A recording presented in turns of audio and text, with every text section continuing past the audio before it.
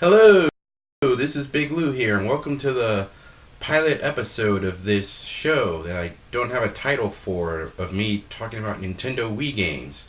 And I decided to start this premiere off with a better late than never thoughts on Metroid Other M. Now, what's going to make this interesting is the fact that this is coming from someone who's kind of gotten late into the Metroid game. I mean, how late am I? Well, when Metroid Prime 3 was being released for the Wii, Nintendo did this whole promotion thing of releasing classic Metroid games, and it wasn't until then when I believe the game came out in 2007, and with that, I played Metroid for the original Nintendo on a virtual console. So for the very first time, I played Metroid on the NES. And I played bits and pieces of Super Metroid when the game came out at Toys R Us when they had a little kiosk there for it. And I also played Metroid 2 on the Game Boy at that same kiosk. But overall, I've been kind of blank on like the whole Metroid storyline or whatnot because of the fact that I was more into Mario. And the same thing happened to me with the Zelda series where I never picked up a Zelda game until Ocarina of Time came out, and then after playing Ocarina of Time, I went back and played the. Well, I played the after Ocarina of Time. I played that until when Wind Waker came out, and then Wind Waker had a bonus collection where if you pre-order it, you get the classic Zelda games on a disc. So then I played those games, and then yes, I know it's still sad. It wasn't until A Link to the Past was available on the Virtual Console when I played that for the very first time. So, for me, I'm still doing a lot of backtracking on the Nintendo franchise's history that's not a Mario game. And I did get into the Metroid Prime series games. And I remember when Metroid Prime, they were taking something new, and then I remember all my friends saying, like, oh man, they're making it into a first person shooter. I already know that game's gonna suck horribly. And look what happened when they tried something different. In fact, I like the game so much, as you can see here, I still have yet to open Metroid Prime Trilogy. It has been sealed up since this was the last game I picked up at Game Crazy before they sadly went under. And what else did I get? A free hat. Yeah, free hat for pre-ordering the game and a poster. So, what I'm basically saying is when I give my thoughts on the game of Metroid Other M, I basically have no idea what's going on, and I understand this from what I gathered on the internet. Apparently, the game takes place after Super Metroid, so for me, it's kind of interesting about how, oh, okay, we're finally going to learn the backstory of Samus. Since, in fact, funny story, how everybody was wowed to find out that Samus was a female at the end of the first Metroid game. I didn't know that Samus was a female until I played Smash Bros. On a regular N64. Yep, when you shoot Samus with lightning with Pikachu, you pause the game at the right moment. It's a girl! So, without further ado, please enjoy this interesting narrative from somebody who is slowly catching up on the Metroid series. And I have heard that there is a game called Metroid Fusion for the Game Boy Advance. Sorry, did not play that game. So when playing this game, I probably wouldn't be too surprised if some of the storylines affect Fusion, which would go over my head since I didn't play that game. So without further ado, let's just see what I think of the game. I don't know how much time passed since then.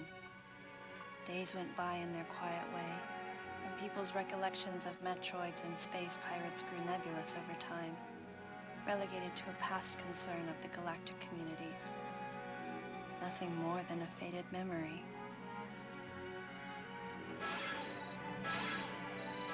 Codename Baby's Cry. A common SOS with the urgency of a baby crying. The nickname comes from the fact that the purpose of the signal is to draw attention.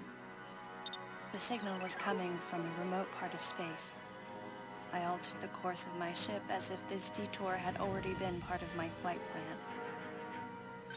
Babies cry. It was as though it was crying specifically for me.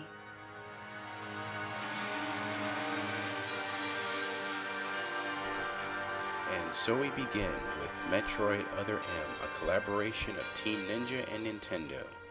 Now, let's get things out of the way by starting with the presentation.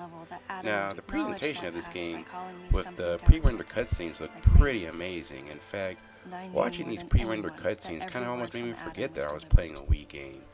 As for the in-game graphics, they pretty much hold up to par, although I will admit it's not as crisp or detailed as, say, the Metroid Prime series, but it still gets the job well done. And, of course, there's virtually no slowdown in the time I played with the game, so overall I think the presentation of this game looks pretty nice. Now, let's get into the controls of Metroid Other M. Now, this seems to be like an interesting concept about how we're gonna go back to the regular Nintendo style Metroid games with the fact that you hold the Wii remote like a Nintendo controller.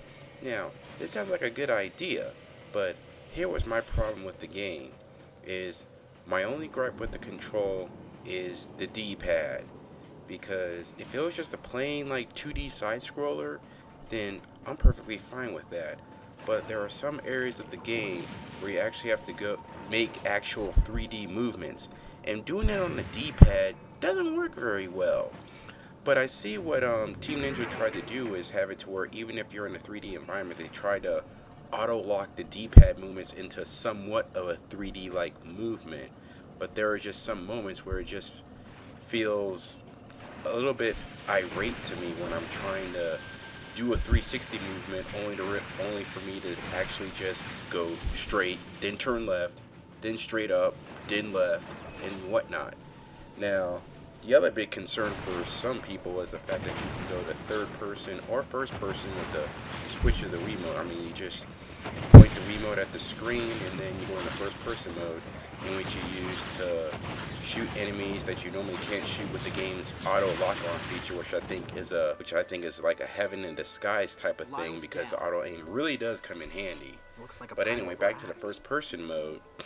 It seems that another thing that was somewhat interesting on the complaints was that there will be moments when like the game will automatically freeze you, and then you're in first person mode, and then you have to find what it is you're looking for, and you have no clue what you're looking for. Now, me personally, I had no problems with this feature, because there was only one time when I spent no more than 5 minutes looking for something, and then I found it, because usually within that quick glance they give you like a nanosecond to give you somewhat of a clue to what you're looking for, then you just scan it and boom, there it is. But the thing about going from third to first person is, yeah, you just point the remote at the screen and then it goes into first person mode and you get to shoot objects and whatnot. But the other drawback is that you're frozen stiff, so you can't move unless you can dodge, which is basically at the flick of a remote you just dodge and then just keep shooting. But otherwise, I basically found myself pretty much just doing close-to-close combat, which looks very awesome. And yeah, just basically shooting enemies and then just going into first-person mode to finish them off. Boss battles are pretty interesting as well, since you kind of have to go into first person to see what the weak spot is. But if you can't find that weak spot, you just have to let auto aim do all the work for you. So, in other words, for me, aside from my gripe with the D-pad, to me personally, I thought the controls worked out pretty well for this game.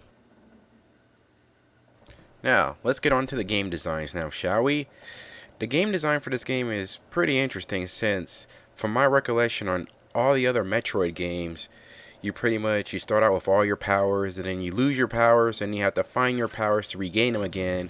But what makes this one different is that you have all your powers, but the thing is that, I guess out of respect for Adam, Samus decides to just wait until he gives the authority for her to use those items, which I can see that being a challenge and whatnot, but there does come a place in time where I believe you have to use common sense on when you should say, you know what, even though you didn't authorize this, I want to stay alive, so I'm going to do this anyway.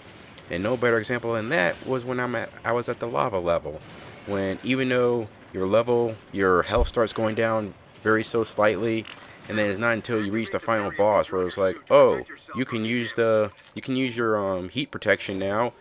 Sorry, Samus, I really didn't expect you to, not use it in an area where you can use it, and it's perfectly fine for me not to authorize it. But whatever the case may be, that's how it is. Well, the fact is, we basically get a backstory narrative on Samus, and I can see how Team Ninja, they basically wanted to give Samus some emotion, and there are parts of that where I'm happy with, because it was actually happy for me to actually see her smile for once. But, I mean, there was like one little scene I was a bit iffy on, but overall, I didn't like take a huge negativity towards it. But hey, once again, somebody that hasn't listened to the whole Metroid series, so who knows, I could be just one of the minorities out there. So overall, the game design is straightforward. It's not lenient, but the thing I do like, which some people apparently didn't like, was the fact that the exploration has been cut down. I mean, there's still like stuff for you to find to power up your weapons and whatnot, but I was happy with that the exploration was pretty much trimmed down. Because, I mean, my biggest gripe with the Metroid Prime series was all the scanning you had to do. I mean, if I wanted to watch TV, I would first have to scan my seat, then I would have to scan the TV, then I would have to scan the cable box, then I would have to scan the TV remote, and then I can finally watch TV. So, I don't miss the exploration scene one bit. And finally, I'm going to talk about the sound. Now, the sound in this game, I think, it's pretty decent. It gets the job done. I mean, you do hear some remixes of music from the classic Metroid games, but otherwise, I mean, it was nothing for me to get excited about. It was like the perfect isolation music to set the mood and whatnot. However, though, you do get to hear Samus talk, and she does talk a lot. However, I am pretty okay with this, since seeing as how I finished playing Alan Wake and watching shows like Dexter, in which you have the main character talking in thought about one little thing and making it into like one big complex sentence. I'm used to that. In fact, I wonder what it would be like if I tried it like that. I was dreaming, and then suddenly I woke up from that dream. Because if you could fly with a magic leaf, more than likely, it was a dream. A dream I wish I could have in the far future. I decided to wake up from my dream and check my Facebook status on my new 32 gig 4th generation iPod Touch that I bought exclusively at Best Buy for 36 months, no interest. My friends didn't have any of their status updated. I was sad. And there you have it. That's my take on Metroid Other M. So you probably have noticed that I didn't even rate the game, because this is basically my thoughts about the game. So no review, but I will say that overall my thoughts on, hey, Metroid Other M tried something different, but due to all the negativity that was revived from it, I can sadly say that despite my enjoyment with Metroid Other M, it seems that most gamers will consider Other M as, I would say, the Zelda 2 of the Metroid franchise.